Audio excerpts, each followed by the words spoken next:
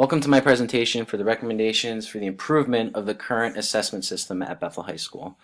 So in this presentation, we're going to describe the current assessment system, talk about some strengths of the current assessment system, 5 weaknesses, and then my recommendations for each weakness. So according to Hoover, 5 principles of effective assessment systems include cultural values and interests. It must consider integrated content knowledge and skills that students possess. Must consider cognitive and academic skill. It should reflect high learning expectations and outcomes for all students, and it must include authentic and inquiry-based learning tasks. So currently at Bethel High School, the PSATs are used as a universal screening tool in math and English.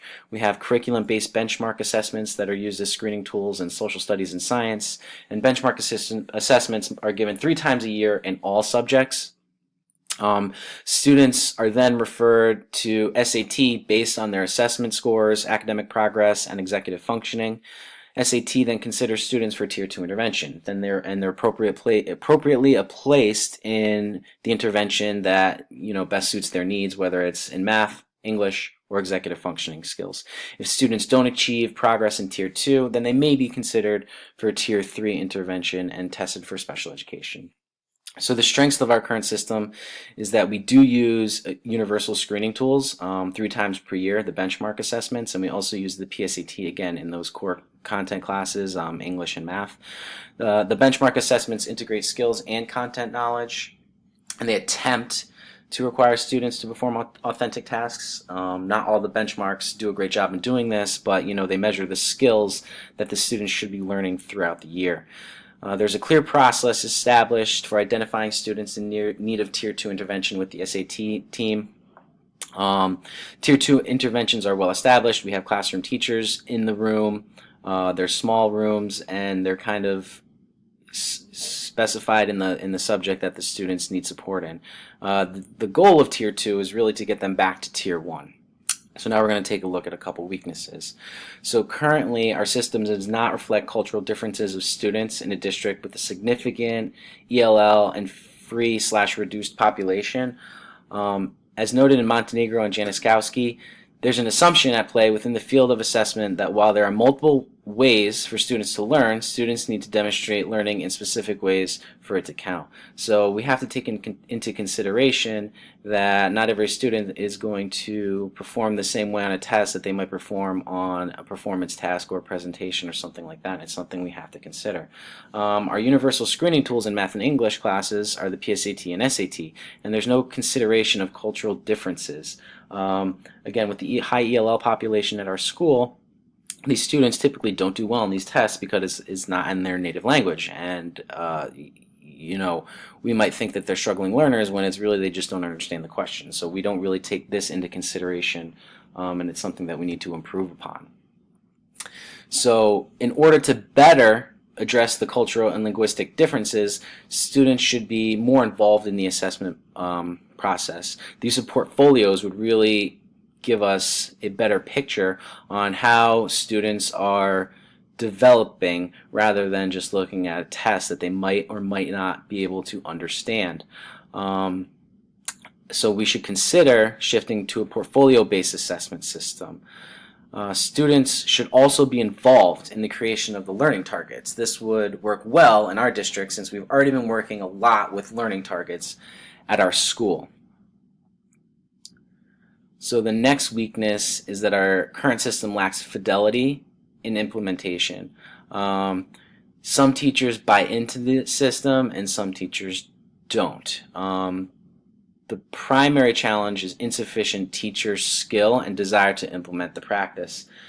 So while teachers are skilled in their subject, they lack the understanding in assessment practices and intervention. Some other teachers lack just the desire to work within the current system because they don't see value in it. And if a teacher doesn't see value in something, then they're not typically going to do it or do a good job with it. So the recommendation would be that administration should provide teachers with additional training and assessment procedures, including assessment design, progress monitoring, and intervention.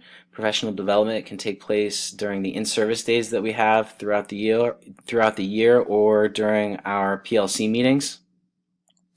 To increase fidelity in assessment, administrators should regularly monitor the assessments in the classroom. This can be accomplished through observations and can be conducted by administrators and department chairs. They can also be, throughout meetings during the PLCs, administrators can join the PLCs and observe the assessments and make sure that they're just doing a good job. Self-assessment in department meetings and as part of evaluation documents can also aid in maintaining fidelity. So the third weakness is the progress monitoring. It lacks consistency and support. So while benchmarks are great and they're given 3 times throughout the year, there's no requirement or support for ongoing and continuous progress monitoring.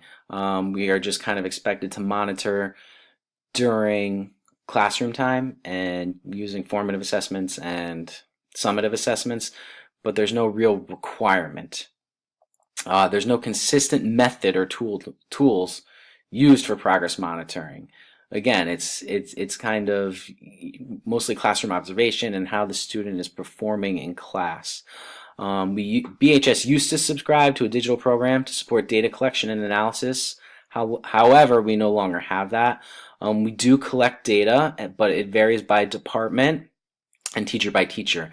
Spreadsheets are commonly used, but there is no consistency, and they serve more as something that we use for our end-of-year data and not so much monitoring tools to help assess students.